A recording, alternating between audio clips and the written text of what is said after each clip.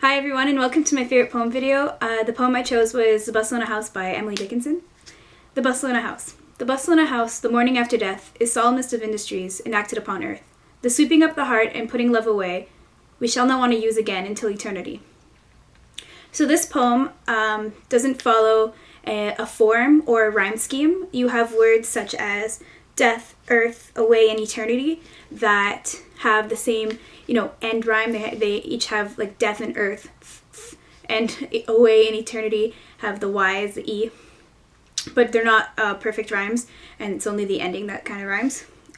However, the poem is in iambic trimeter for lines 1, 2, 4, 5, 6, and 8, and then lines 3 and 7 are in iambic tetrameter. So there is some form to it, there's some structure, but it kind of shows how death is both, chaos and disorienting and overwhelming, as well as kind of structured, and you follow something. It's like, you go places. It's kind of like a process, So she also capitalizes specific words, like the first letter in specific words, such as bustle, house, morning, death, earth, sweeping, heart, love, and eternity. And she does this really strategically. For bustle, she wants to emphasize how when somebody dies, when something happens, the day after, when you find out when somebody close to you passes away, it's kind of overwhelming. You have all of these thoughts and nothing's organized, and there's kind of chaos, and there's people in and out, and there's just always something going on. Morning is a play on word. You can either be like the morning, morning daylight, or you could we wake up, or it could be like interpreted as mourning, as you mourn the death of somebody, you mourn when something like this happens. So she capitalizes that word, to kind of give you, this is important. Sweeping up the heart, putting love away until eternity. These are all really strong images, and they have a lot of impact, and it's kind of like a calming. So she kind of goes from kind of this chaos, this disorientation, this overwhelming, this not knowing what's going on in the first stanza, to this kind of acceptance, and you have to get up and move on type thing. When I read this poem, it kind of hit me instantaneously, like right away. I just knew that this is it, because I really connected to it. She really caught what it feels like after someone you're close to dies, and after you kind of go through something like this. And I kind of connected to it because the only thing that's ever happened to me that wasn't really part of my plan, or wasn't expecting, or kind of tragic, or it was kind of shocking, was when my grandfather passed away 4 years ago.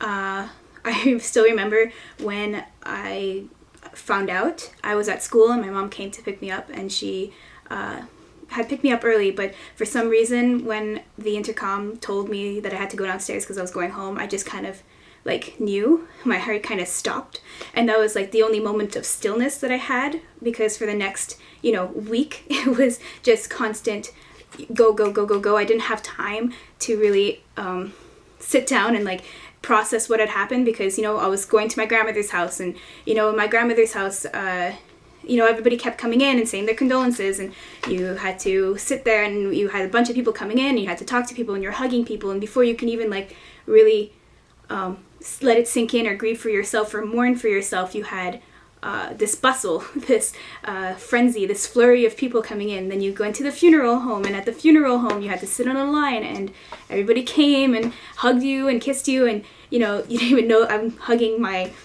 10th cousin, or twice removed, and I didn't even know them yet. They're crying in my arms, and I'm crying in their arms, and I don't even know these people.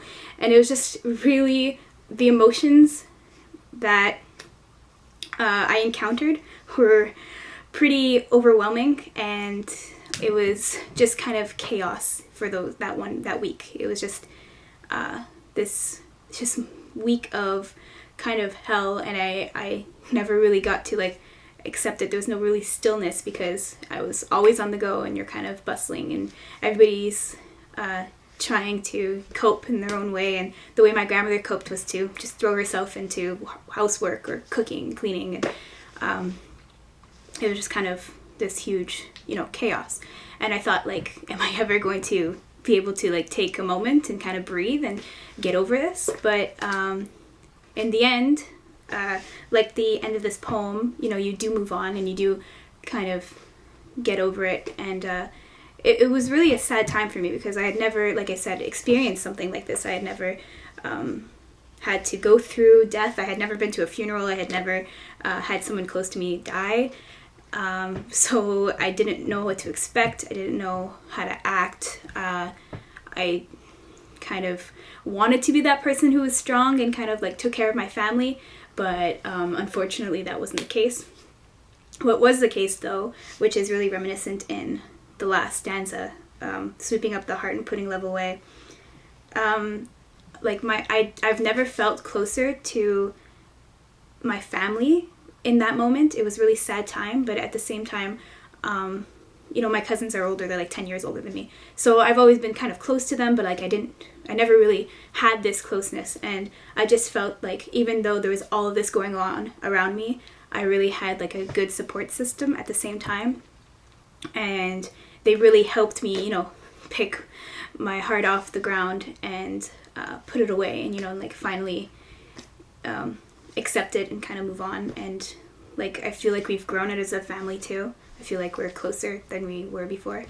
And yeah, I really like it. And the image of sweeping up the heart, kind of getting back up, sweeping, kind of just getting back on it and, persevering, kind of just really rings home because that's how it was. It was just, you had this chaos and then stillness. And then it was over and you had time to mourn for yourself and put your heart away. And it was, it's just, the poem just really captures what I went through, what my family went through, and I think that it's pretty genius. So thanks for watching. Bye.